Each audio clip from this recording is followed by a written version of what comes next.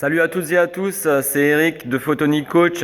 J'espère que vous allez bien et que vous êtes en super forme. Aujourd'hui, je vais vous parler d'un thème important pour vos séances, l'échauffement.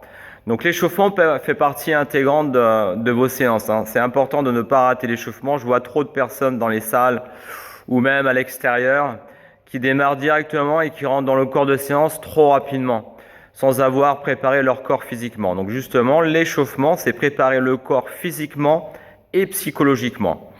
Alors l'échauffement doit être long, progressif et adapté. Je vous explique un peu.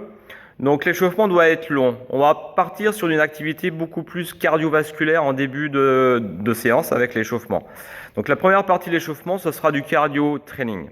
Ça peut être du travail sur une marche rapide, sur un petit footing, sur des petits déplacements latéraux, des pas chassés. On y va tranquillement et on va monter tranquillement l'intensité au fur et à mesure des mouvements que vous allez faire. Donc, l'échauffement doit être long, progressif. Progressif, ce que je viens de vous dire, c'est que il va falloir que vous y allez progressivement au niveau de l'intensité. Donc, vous allez augmenter un peu plus le travail si vous faites des petits jacks, des petits sauts. Vous allez augmenter un peu plus l'intensité si vous courez en accélérant un petit peu plus. Donc, progressif et adapté.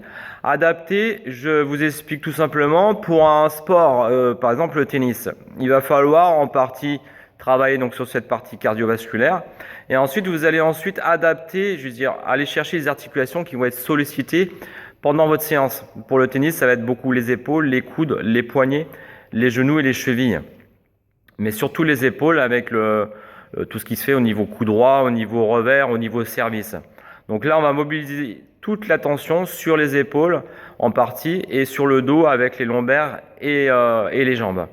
Par exemple, un volleyeur va travailler donc sur un échauffement au départ qui va être, comme je vous disais tout à l'heure, plutôt cardio training. Et ensuite, vous allez réaliser des mouvements beaucoup plus spécifiques avec les poignets, avec les doigts, avec les genoux et les chevilles. Donc, c'est important d'adapter aussi l'échauffement par rapport à l'activité que vous allez ensuite faire après.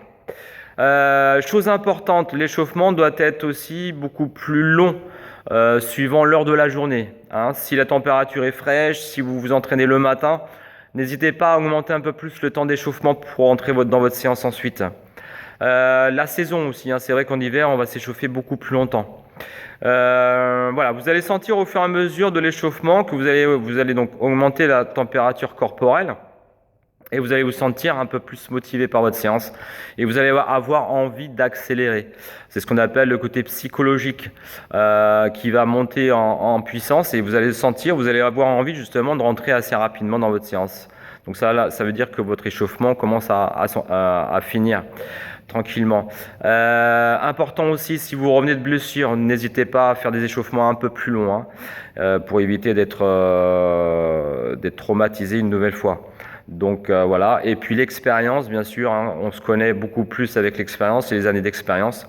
Donc là, vous allez pouvoir justement connaître un peu plus votre corps et adapter votre échauffement. Voilà, je crois que j'ai tout dit sur l'échauffement, long, progressif et adapté. Retenez ces 3 mots. Voilà, si cette vidéo vous a plu, n'hésitez pas à mettre un gros pouce bleu en bas, à partager au maximum. Et puis, ces vidéos vont vous permettre chaque jour d'enrichir votre condition physique. Alors n'hésitez pas à vous abonner à la chaîne et puis à mettre la petite notification avec la petite cloche en bas. Voilà, écoutez, je vous souhaite une bonne journée et je vous dis à bientôt pour une prochaine vidéo. Salut!